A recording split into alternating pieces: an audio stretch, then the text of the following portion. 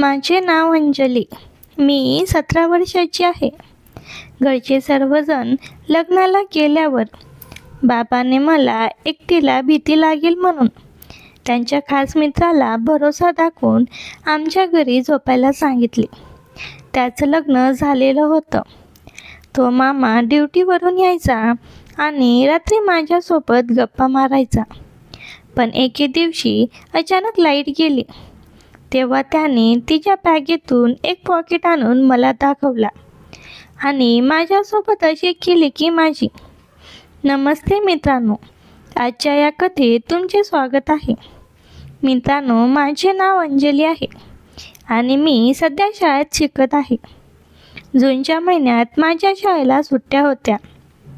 या सुट्ट्यांमध्ये लग्नाचाच हंगामही होता आणि माझ्या एका नातेवाईकांचे लग्नही ठरले होते. त्यामुळे आमच्या घरातील सर्वांना त्या लग्नाला जाणे आवश्यक होते. माझ्या घरातील सर्वजण जाण्यासाठी तयार होते. पण सर्वात मोठी अडचण होती ती म्हणजे घरी कोण राहणार आणि घराची काळजी कोण घेणार. कारण घर बंद करून लग्नाला गेल्यास घरात चोरी होण्याची भीती उठते. त्यामुळे सर्वांचे एकत्र जाणे शक्य होत नव्हते. सर्वांनी मिळून निर्णय घेतला की मी घरीच राहीन. मला सुद्धा लग्नाला जायचे होते, पण मग घरी कोण राहणार हाच विचार करून मी गेले नाही आणि घरीच थांबले. पण बाबा मला घरी एकटीला सोडून कसे राहू शकत होते. जर कोणी चोर आलाच तर मी एकटी मुलगी काय करू शकेन. बाबांनी हे सर्व विचार केले आणि मग त्यांनी त्यांच्या सर्वात खास मित्र आणि विश्वासू व्यक्तीला फोन केला आणि म्हणाले, संजय, एक काम आहे. 2-4 दिवसासाठी आम्ही एका लग्नाला जाणार आहोत आणि घरी माझी मुलगी एकटी आहे. घरी एका मुलीने एकटी राहणे योग्य नाही. जर तुला काही अडचण नसेल तर तू काही दिवस माझ्या मुलीसोबत राहू शकशील का. संजय हे माझे मामा होते. संजय मामा म्हणाले, यात अडचणीची कसली गोष्ट आहे. ज्याप्रमाणे मी इथून माझ्या नोकरीसाठी जातो तशीच तिथून जाईन. तशीही मी फक्त रात्रीच घरी येतो. त्यामुळे रात्री मी तुझ्या घरी झोपेन. संजय मामा रात्री आमच्या घरी झोपण्यासाठी तयार झाले. बाबांना म्हणाले, तुम्ही काळजी करू नका, मी आहे ना, मग कसलीच अडचण येणार नाही. मामांचे लग्न 2 वर्षापूर्वी झाले होते. बाबा आणि आई स्नान करून जाण्यासाठी तयार झाले आणि संध्याकाळी निघून गेले. त्यानंतर संध्याकाळी जेव्हा संजय मामा येत होते तेव्हा त्यांनी मला फोन केला आणि विचारले, जेवणात काय खाणार. मी म्हणाले, मामा थोडे अंड्याची भाजी घेऊन या, कारण मला अंड्याची भाजी खूप आवडते. मी पोळी आणि भात बनवला होता. संध्याकाळी जेव्हा संजय मामा आले तेव्हा त्यांनी सोबत अंड्याची भाजी आणि 4-5 बॉईल अंडाही आणले होते. मामा तिथून आल्यावर खूप दमले होते आणि म्हणाले, अंजली, तू जेवण लाव, मी हातपाय धुवून येतो. याआधीही मामा आमच्या घरी आले होते, त्यामुळे आम्ही थोडे मैत्रीपूर्ण होतो. मामा आणि माझे नाते जावई साईसारखे होते, पण ते आमच्या घरी अधूनमधून येत होते म्हणून मी त्यांना मामा म्हणत होते. मामा हातपाय धुवून आले आणि आम्ही एकत्र बसून जेवण केले आणि गप्पा मारू लागलो. मामा मला म्हणाले, अंजली, तू आता आधीपेक्षाही जास्त सुंदर दिसायला लागलीस. तुला पाहून मला माझ्या कॉलेजच्या दिवसाची आठवण आली, जेव्हा माझी गर्लफ्रेंड होती. तीही तुझ्यासारखी सुंदर होती. तिचे डोळे तुझ्यासारखेच होते. माझ्या वर्गातील सर्व मुलं तिच्यावर मरायची, पण ती माझ्यावर फिदा होती. मामांच्या बोलण्याने मी हसू लागले आणि म्हणाले, मामा, तुम्ही तर आतासुद्धा खूप हँडसम आहात. तुमच्या आत्तासुद्धा गर्लफ्रेंड असतील.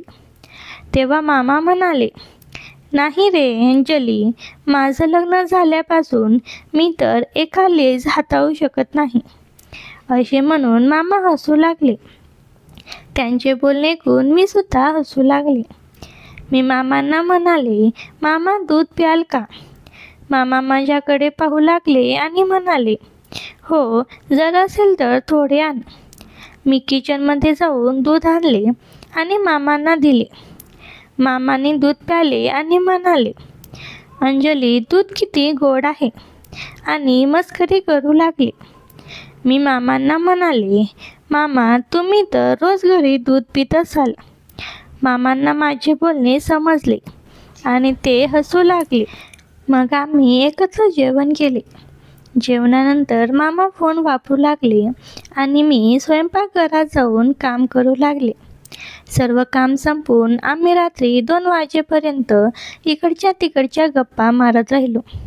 मामा इतके छान होते की गप्पा मारताना वेळ कसा गेला हे समजलेच नाही. त्यानंतर मी माझ्या खोलीत झोपायला गेले आणि मामा त्यांच्या खोलीत झोपले. सकाळी मी लवकर उठून मामांसोबत नाश्ता बनवायला लागले. पण मी पाहिले की मामा अजून उठले नव्हते. मी मामांना हाक मारायला लागले आणि म्हणाले, मामा, तुम्हाला उशीर होतोय, उठा. पण कदाचित रात्री उशिरा झोपल्यामुळे मामा गाढ झोपेत होते आणि त्यांना माझा आवाज ऐकू आला नाही. मी मामांच्या खोलीत गेले आणि त्यांना उठवायला लागले. मग मी मामांवरील चादर ओढली. तेव्हा अचानक माझी नजर अशा ठिकाणी गेली ज्यामुळे मी लाजले. मी थोडा वेळ तशीच मामांकडे पाहत राहिली. सकाळी सकाळी ते जरा जास्तच मजबूत वाटत होते. ते बघून माझ्या मनात लाडू फुटायला लागले, कारण एवढा मोठा मी कधीच पाहिला नव्हता. तेवढ्यात मामांचे डोळे उघडले आणि ते म्हणाले, अरे अंजली. मी मामांकडे पाहत म्हणाले, मामा, उठा, तुम्हाला उशीर होईल. मामाने फोन उचलून पाहिला आणि म्हणाले, अरे बापरे, आज तर खूप वेळ झाला आहे. मी मामांना म्हणाले, तुम्ही लवकर अंघोळ करा, तुमचा नाश्ता तयार आहे. मामा बाथरूममध्ये गेले आणि स्नान करून बाहेर आले. मामाने घाईघाईत नाश्ता केला आणि मी मामांसाठी टिफिन पॅक केला. मामा ऑफिसला निघून गेले. त्यानंतर मी घराची साफसफाई करायला लागले. साफसफाई झाल्यावर मी बाथरूमला अंघोळीसाठी गेले. तेव्हा मला तिथे काहीतरी चिकट जाणवलं.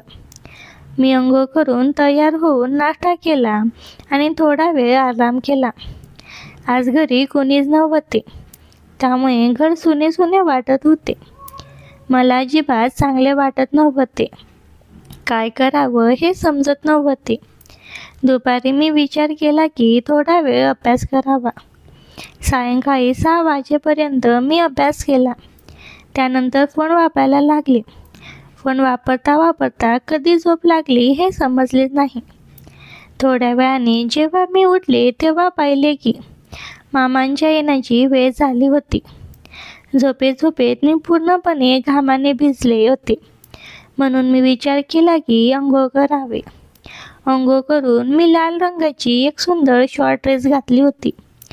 ती ड्रेस माझी आवडती होती आणि माझ्या शरीरावर पूर्णपणे फिट होती.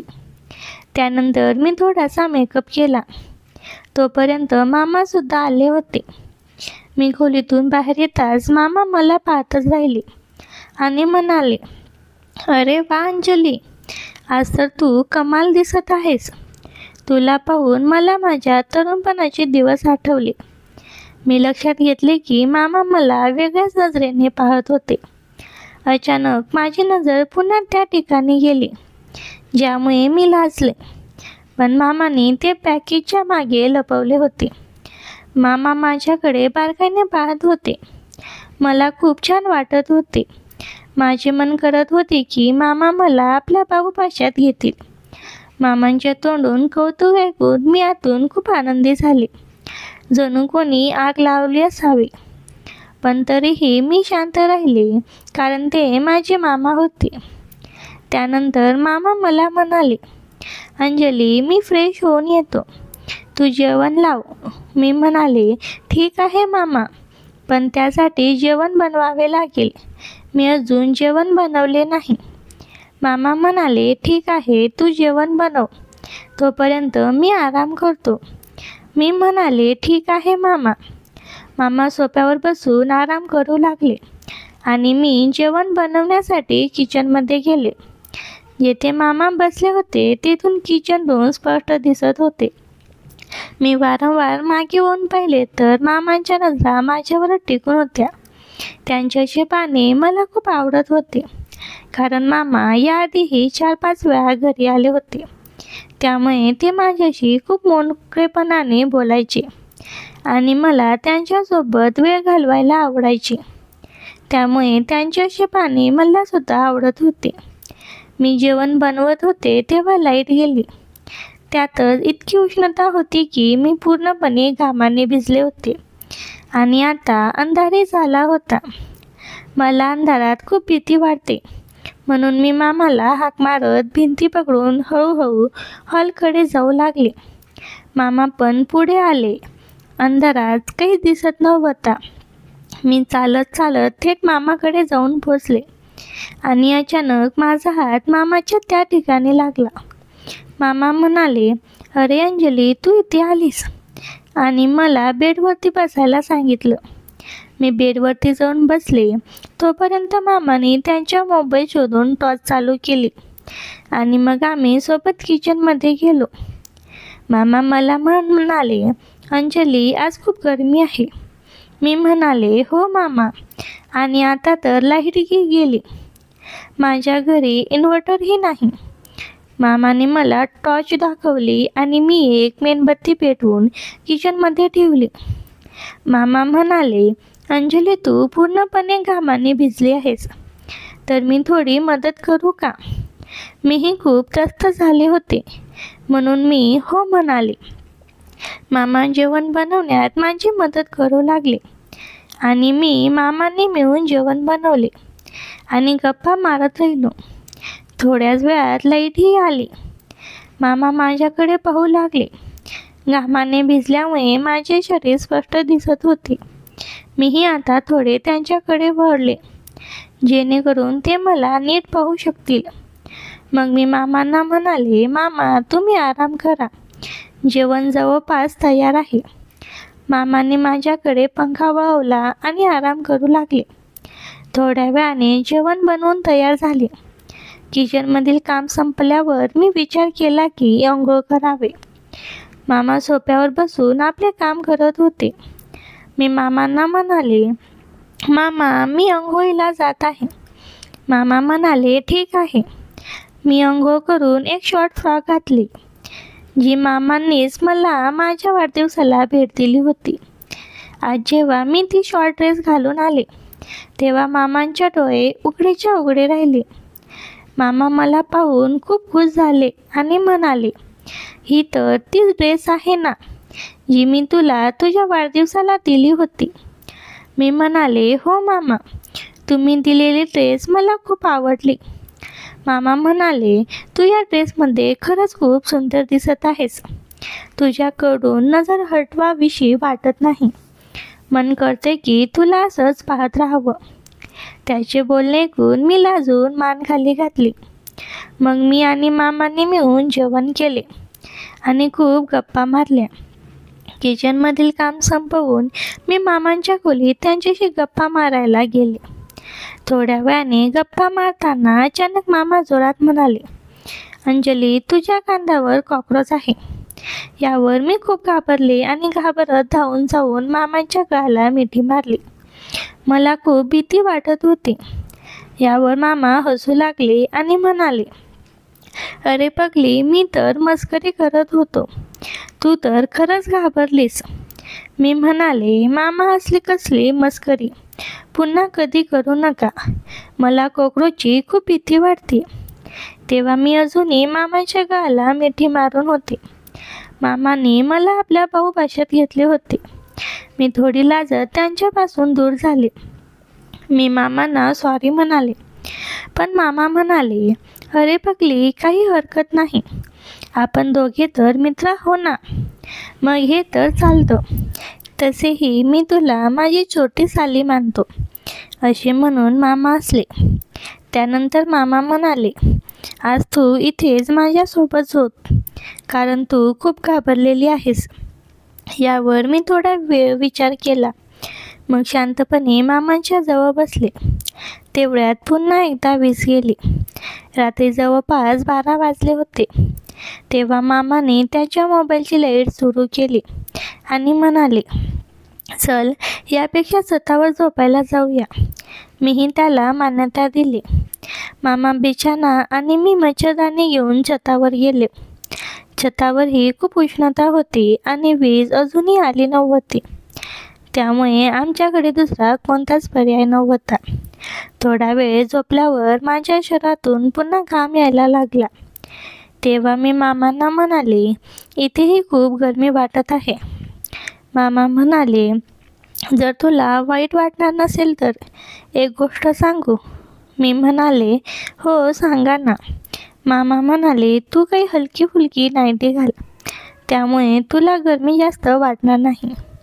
मला सुद्धा हेच योग्य वाटले, पण मला खूप संकोच वाटत होता. मग मी खाली गेले आणि थंड पाण्याने अंघोळ करून एक जाळीदार नाईटी घातली. जेव्हा मी छतावर आले तेव्हा मामा मला पाहतच राहिले. मामा मला म्हणाले, आज तुला पाहून माझ्या मनात काहीतरी होत आहे. अंजली, तुलाही असेच वाटत आहे का? मी म्हणाले, मामा मला समजले नाही. तुम्ही काय म्हणत आहात?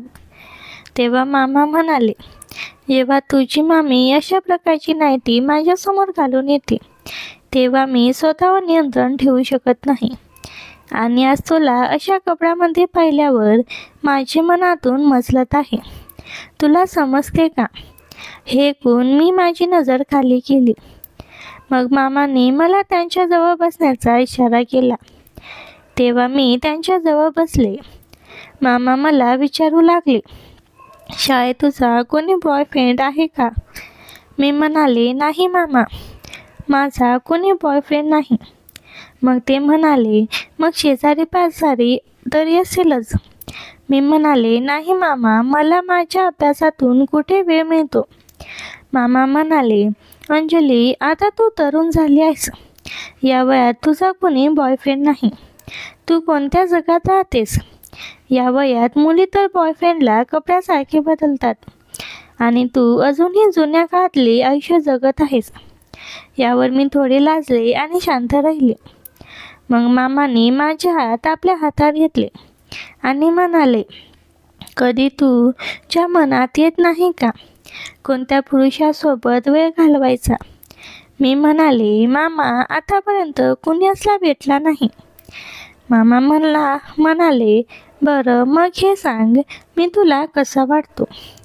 मी म्हणाले, मामा, तुम्ही तर खूपच हँडसम आहात. मामा म्हणाले, बरं मग माझ्यासोबत बोलणे तुला कसे वाटते? मी म्हणाले, मामा, खूप छान वाटते. हे ऐकून मामांच्या चेहऱ्यावर एक शरारती हसू आले आणि त्यांनी मला आपल्या बाहुपाशात घेतले. माझेही मन आतून मचलत होते. मी सुद्धा स्वतःवर नियंत्रण ठेवू शकत नव्हते. मी कोणताही विरोध केला नाही. मामांच्या बाहुपाशात मी स्वतःला सुरक्षित वाटत होते. मग मामा म्हणाले, अंजली, मी तुझ्यासोबत थोडा वेळ घालवू शकतो का? जर तू मान्य करशील तर सर्व काही ठीक राहील. जर तुझी इच्छा नसेल तर कोणताही दबाव नाही. मी फक्त एवढेच चाहतो की तू तुझ्या तरुणपणाचे ते दिवस जगावेस जे आजकालच्या मुली प्रत्येक मुलीला हवे असतात. मी लाजच मामांना म्हणाले, मामा, तुम्हाला जसे वाटेल तसे. हे ऐकताच मामाने मला ती खुशी द्यायला सुरुवात केली. पण मला खूप भीतीही वाटत होती, कारण मला या गोष्टीची सवय नव्हती. ही माझी पहिलीच वेळ होती आणि मामाचे तर लग्न झालेलं होतं. त्यांना या गोष्टीचा अनुभव आहे आणि मामा शरीराने धष्टपुष्ट होते. त्यांची उंची साधारण 7 फूट असेल. मी खूप विचार करत होते. तेव्हा मामा म्हणाले, अंजली, काय विचार करत आहेस?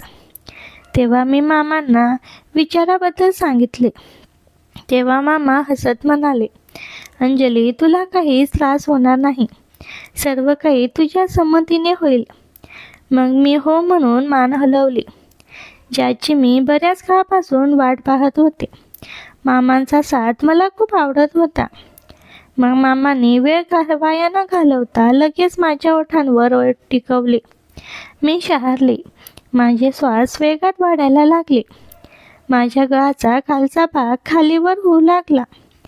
तो लगेच माझ्या ओठांवर ताबा घेतला. मी डोळे बंद केले. आता मी सुद्धा मामांना प्रतिसाद देऊ लागले. मला खूप दिवसापासून हे सर्व काही मिळणार होते, म्हणून मी अधिकच शहारली गेली. तो माझ्या मानेवर किस करायला लागला. एका हाताने माझी सुंदर व्यक्तिमत्वाला स्पर्श करू लागला. मी प्रभावित होऊन चुळबुळ करायला लागले. हा खेळ 10 मिनिट चालला. मी आता खूप रंगात आली होती. मी उत्तेजित होण्यास सुरुवात झाली होती. तो मला किस करत माझे हात मोकळे केले. ते मोकळे होताच माझ्या स्वर्गाचे 2 डोंगर उभे झाले. आता ते समोर स्पष्ट होते. ते पाहून मामा हातबल करत होते. तो हळूहळू त्यांना स्पर्श करायला लागले. मी सळसळत होते. माझे आवाज येत होते. मी सुस्काटे टाकीत होती. तो अधिकच वेगात स्पर्श करत होता. त्यांच्या हरकतीने मी आता प्रचंड प्रभावित झाली होती. मी जोरजोरात श्वास घेत होती. त्याचे पुरुषी अस्तित्व खूप दाटून आले होते. तो गादी घालून आत घालून मला वर केले आणि परत माझे सुंदर व्यक्तिमत्व हाताळायला लागले. मी उसळत जोरजोराने श्वास घेत होते. मी खूप उत्साहित झाली होती. मी पण फुल रंगात होते. त्याने सांगितल्याप्रमाणे मी पोझिशन घेतले. तो माझे राहिलेले कपडे बाजूला केले. आता माझी सुंदर नाजूक चाफी गळी तिला अधिक आकर्षित करत होती. तो लगेच माझे अस्तित्व मोकळे करत कचकन स्वारी केली. तशी मी किंचाळले. माझ्या डोळ्यातून पाणी आले. तो माझ्याकडे लक्ष दिलं नाही. मग तो माझ्या व्यक्तिमत्वाला हातात किस करत शांतातील गोष्टी करायला लागल्या. मी शांत झाली. मग हळूहळू तो हालचाल करू लागला. तशी मी आनंदाने डोळे मिटू लागले. ते सुंदर क्षण ती आता अनुभवून सुखावून जाऊ लागली. तो आता माझा तळ गाठू लागला. तशी मी मादक सुस्काटे टाकायला लागली. मामा खूप सवटावून माझ्या जीवनाचा तट टाकत होता. आम्हाला ना त्याचा काही भान राहिला नव्हता, कारण मला पण एक अप्रतिम सुख मिळत होतं. माझ्या चेहऱ्यावरचे भाव सारखे आनंदाने बदलत होते. माझ्या चेहऱ्यावर घामाचे दवबिंदू साठू लागले होते. पण तो सारखा हालचाल करत होता आणि त्या स्वर्गीय चाफेकळीचा आनंद घेत होता. मी नुसती मादक सुस्काटे टाकून त्या सुंदर क्षणाचा आनंद घेत होती. माझा चेहरा आनंदाने उजळून निघाला होता. त्याचे व्यक्तित्व मी माझ्या सुंदर जीवनात अनुभवत या क्षणाचा पुरेपूर आनंद घेत होती. मी मध्ये डोळे मिटून बोलत होती, अरे काय सुख देतोस रे मामा. मग तो अधिकच हालचाल करत आनंद घेत होता. शेवटी मी त्या उत्कृष्ट सुंदर क्षणापर्यंत येऊन पोचली. मी आवाज करत पकड घट्ट करून आसकी देऊ लागली. माझ्या चेहऱ्यावरचे एक प्रकारचे समाधान पसरले होते. मी खूप आनंदित झाली होती. हळूहळू आनंदाने माझी पकड मजबूत होत होती आणि मी शांत झाले. तो इकडे माझा पूर्ण ताबा घेतला होता. काही वेळातच त्याला स्वर्गात बसल्यासारखं वाटू लागलं. ते उत्कृष्ट क्षण जवळ येत त्याचा बांध फुटला आणि तो माझ्या जीवनात आनंदाचे रंग उडवू लागला. मामाला स्वर्गात तरंगत असल्यासारखं वाटू लागलं. त्यांना एकदम हलकं हलकं वाटू लागलं. माझ्या चेहऱ्यावर अमानिक सुख आणि आनंद झळकत होता. मी शांत होऊन स्मित करत होती. मी त्याच्या केसांवरून प्रेमाने हात फिरवत म्हणाले, खरंच मामा, आज मला तू जीवनातलं अप्रतिम सुख दिलं आहेस. असं सुख आणि समाधान मला कधीच मिळालं नाही.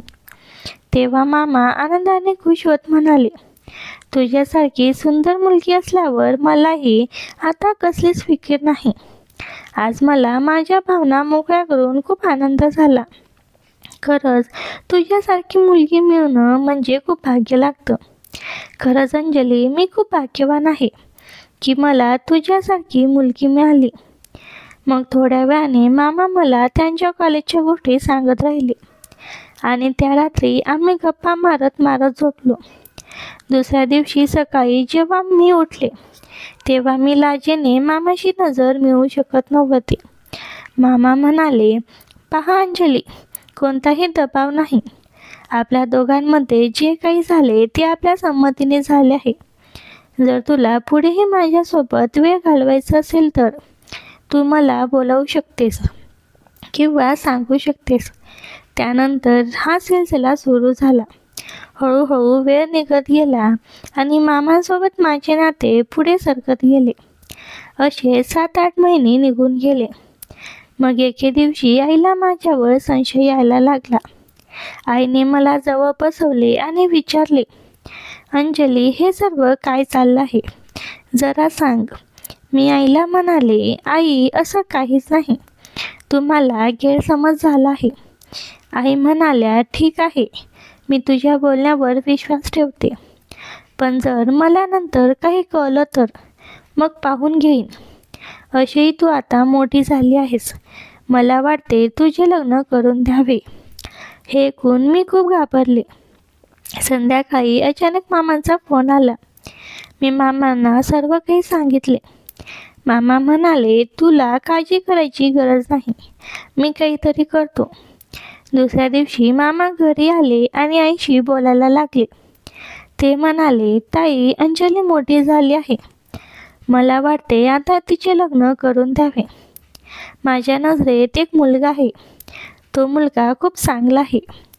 माझ्या आईने विचारले, "तो मुलगा कोण आहे?" तेव्हा मामाने सांगितले, "माझ्या मित्राचा मुलगा आहे. माझा मित्र, त्याची पत्नी एका अपघातात गेली. तो त्यांचा एकुलता एक मुलगा आहे. त्याची नोकरी खूप चांगली आहे आणि तो एकटाच आहे. घरात दुसरे कोणी नाही. यापेक्षा चांगला रिश्ता कुठे मिळेल?" माझ्या आईला सुद्धा यात काही अपेक्षा नव्हता, कारण मुलग्यात काही कमी नव्हती आणि घरात कुणीही नव्हते. अशा रिश्त्यासाठी तर आई वडील आसुरलेले असतात. जेव्हा काका हे बोलून गेले तेव्हा मी रागाने मामांना फोन केला आणि म्हणाले, "हे तुम्ही काय केले?" मामा म्हणाले, "तू काळजी करू नकोस. तो खूप भोळा आहे. लग्नानंतरही आपल्या नात्यात काही कमी येणार नाही. तू तुझ्या पतीसोबतही आनंदित राहा आणि जर तुला माझी कमतरता जाणवली तर मला बोलव." हे ऐकून मी सुद्धा खुश झाले. काही दिवसांनी माझे लग्न झाले. माझा पती खूप भोळा होता आणि माझ्या प्रत्येक सुखाची काळजी घेत होता. मला त्यांच्याविषयी कोणतीही तक्रार नव्हती. हळूहळू वेळ निघत गेला. लग्नाला 2 वर्ष झाली, पण मामांशी माझे नाते अजूनही कायम होते. कधी कधी मला वाटायचे कदाचित मी जे काही करत आहे ते खूप चुकीचे आहे, कारण आता माझे लग्न झाले आहे आणि मी माझ्या पतीला फसवत आहे. पण मला मामासोबत वेळ घालवायला सुद्धा आवडायचे. असे नाही की मी माझ्या पतीवर प्रेम करत नव्हते. माझा पतीसुद्धा माझ्यावर खूप प्रेम करायचा, पण मला मामासोबत वेळ घालवायला सुद्धा आवडायची. हळूहळू वेळ निघत गेली आणि लग्नालाही 3 वर्ष झाली. आता मला एक मुलगा झाला होता, जो माझ्या पतीपासून होता. मग मला वाटले की आता कदाचित मला माझे आणि मामांचे नाते इथे संपवावे लागेल, कारण उद्या जर माझ्या पतीला याचा पत्ता लागला तर कदाचित माझ्या नात्यावर खूप वाईट परिणाम होईल आणि माझे आयुष्यसुद्धा उद्ध्वस्त होऊ शकते. यावर मी मामांना बोलावून बोलायचे ठरवले. मग संध्याकाळी मी मामांना घरी बोलावले आणि त्यांच्याशी समोरासमोर बसून बोलले. मी मामांना म्हणाले, "मामा, मी माझ्या आयुष्यात आनंदी राहायचे आहे. माझा पती खूप भोळा आहे आणि मी त्याच्या भोळेपणाचा फायदा घेत आहे. मला आता हे सर्व काही बरोबर वाटत नाही. जसे आहे तसे तो माझा पती आहे. त्याने मला कधी त्रास दिला नाही. त्याने माझ्याशी कधी वाईट वागणूक केली, पण मी त्याला फसवत आहे. लग्नापूर्वी आपल्या दोघांमध्ये जे काही होते ते वेगळे होते, पण आता माझे लग्न झाले आहे आणि मी एका मुलाची आईसुद्धा आहे. त्यामुळे मला वाटत नाही की आपण आता यापुढे आपले नाते चालू ठेवावे. कारण जर तुमच्या बायकोला याचा पत्ता लागला तर तुमचे आयुष्यसुद्धा खराब होऊ शकते आणि माझेसुद्धा. त्यामुळे आपण आता हे नाते इथे संपवावे. यावर मामाने सुद्धा सहमती दर्शवली आणि म्हणाले, अंजली, तू बरोबर बोलत आहेस. असे म्हणून मी मामाची सर्व नाते संपवले. आता मी खूप सुखात होते. गेल्या काही काळापासून जी अस्वस्थता मला जाणवत होती ती आता गेली होती. आता मी खूप आनंदी होते. म्हणतात ना, जर सकाळचा मुला संध्याकाळी परत आला तर त्याला भुला म्हणत नाहीत. मी सुद्धा दुहेरी आयुष्य जगून कंटाळले होते. सुरुवातीला हे सर्व खूप छान वाटत होते, पण आता मला स्वतःलाच लाज वाटत होती की मी हे सर्व चुकीचे का करत आहे. म्हणूनच मी हा निर्णय घेतला. तर मित्रांनो, तुम्हाला ही कथा कशी वाटली कृपया कमेंट करून सांगा आणि आमच्या चॅनलला सबस्क्राईब करा. धन्यवाद.